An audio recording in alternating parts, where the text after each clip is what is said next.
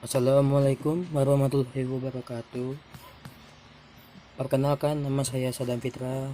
Saya mahasiswa Sistem Informasi dengan NIM F1S1220079. Di sini saya akan menyampaikan hasil kerja kelompok kami yang beranggotakan saya sendiri, Sadam Fitra dan Ilham Bisadi, dalam mata kuliah pengantar sistem informasi dengan dosen pengapu Bapak Tri Surada Eskom Enkom.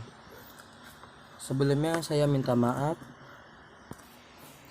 saya di sini belum bisa membacakan presentasi ini dengan menggunakan facecam karena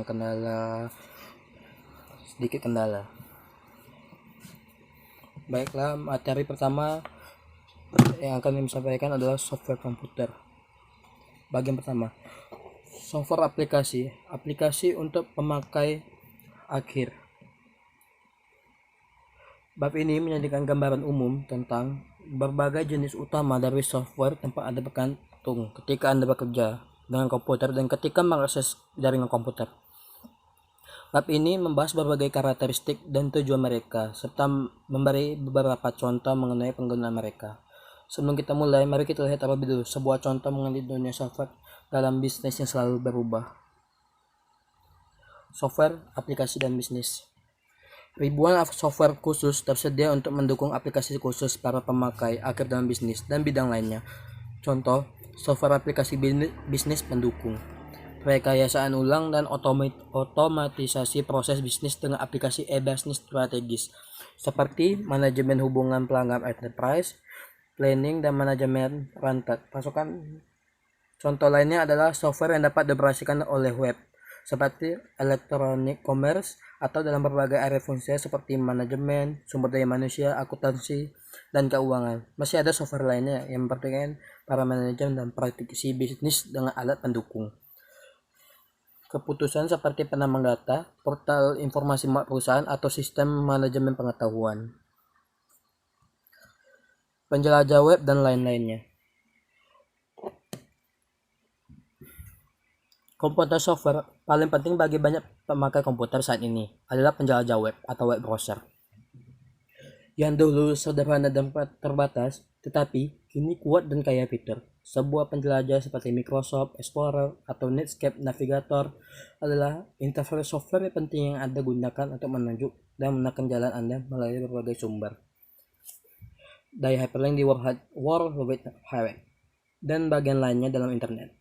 Seperti juga untuk internet dan extranet, berbagai perusahaan, jika dahulu dibatasi untuk berselancar dalam web, penjelajah kini menjadi program software universal tempat pemakai akhir meluncur ke dalam pencarian informasi, email, transfer file, multimedia, kelompok diskusi, dan banyak aplikasi internet lainnya.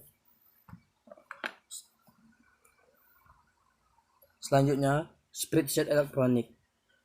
Software spreadsheet elektronik seperti Lotus 123, Microsoft Excel, dan Core Quattro Pro digunakan untuk analisis, perencanaan, dan pemodelan bisnis.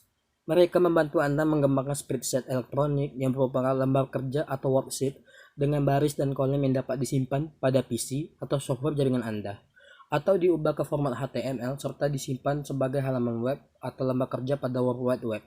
Mengembangkan spreadsheet melibatkan pendesainan formatnya dan mengembangkan berbagai hubungan atau formula yang akan digunakan dalam lembar kerja tersebut.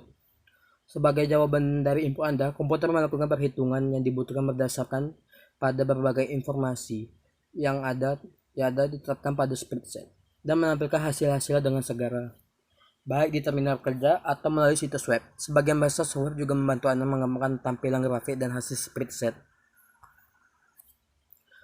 Pengelola informasi personal. Pengelola informasi personal atau Information Manager PIM adalah software terkenal untuk produksi dan kerjasama antar pemakai akhir.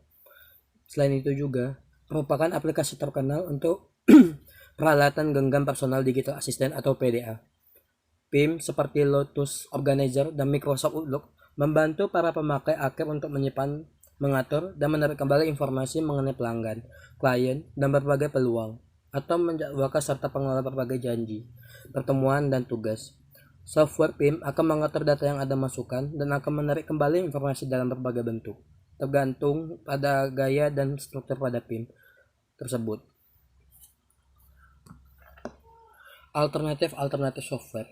Banyak perusahaan sedang mencari berbagai alternatif untuk mendapatkan, memasang, dan memelihara software aplikasi bisnis yang dibeli dari penjual software atau sedang mengembangkan dan memelihara software buatan mereka sendiri. Melalui para karyawan, bagian pengembangan software mereka, contohnya ketika kita akan membahas di bab 12. Banyak perusahaan besar melakukan outsource untuk mengembangkan dan pemeliharaan software yang mereka butuhkan dengan mengontrak berbagai perusahaan pemrograman dan perusahaan-perusahaan pengawas software lainnya, termasuk penggunaan software asing di luar negeri dengan menggunakan internet untuk berkomunikasi, bekerja sama, dan mengelola proyek pengembangan software mereka. Sekarang akan masuk ke bagian bab 2, yaitu software sistem manajemen sistem komputer. Software sistem terdiri dari berbagai program yang mengelola dan mendukung sistem komputer serta aktivitas pemrosesan informasinya. Contohnya, sistem operasi dan program manajemen jaringan berfungsi sebagai interface software penting antara jaringan komputer dengan hardware, serta dengan berbagai program aplikasi para pemakai akhir. Gambaran umum software system.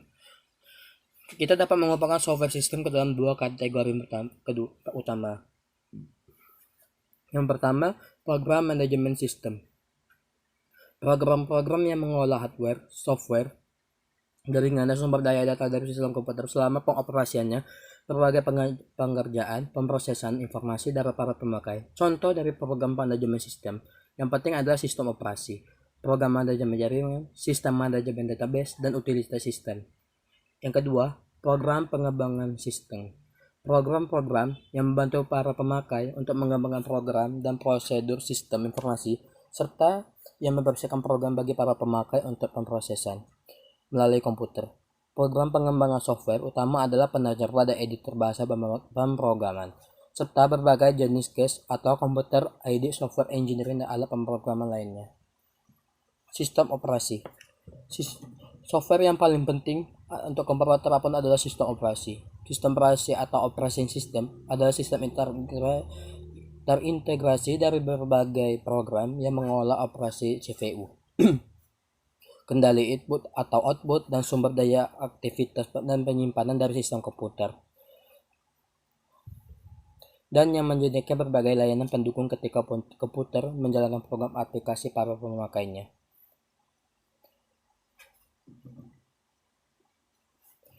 Bahasa pemrograman.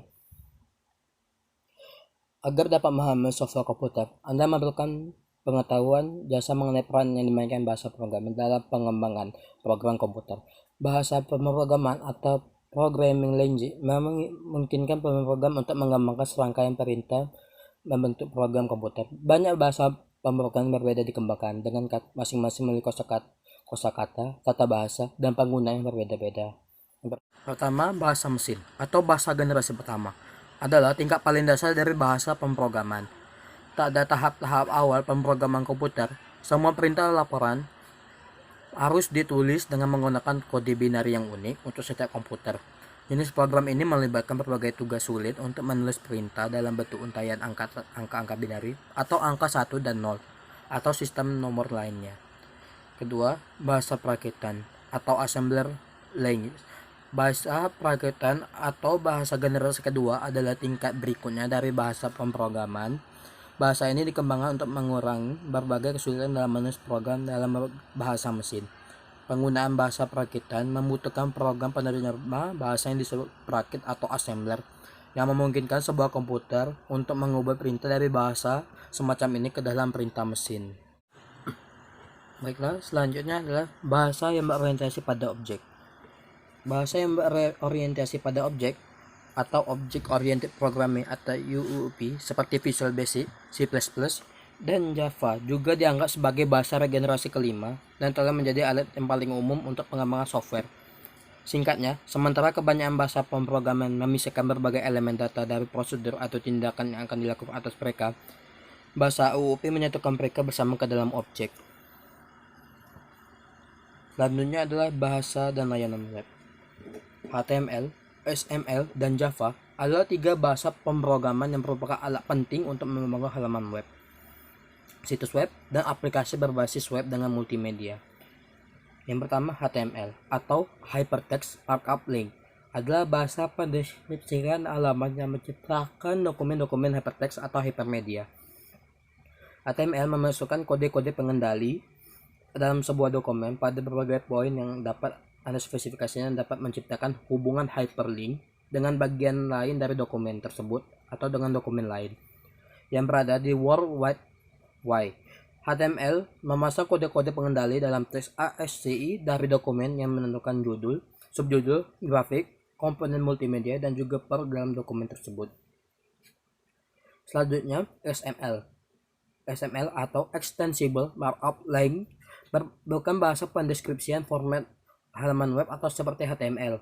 Akan tetapi, XML mendeskripsikan isi dari halaman-halaman web dengan cara mengaplikasikan etiket, peridentifikasi, atau label kontekstual atau contextual label pada data dalam dokumen web. Selanjutnya, Java.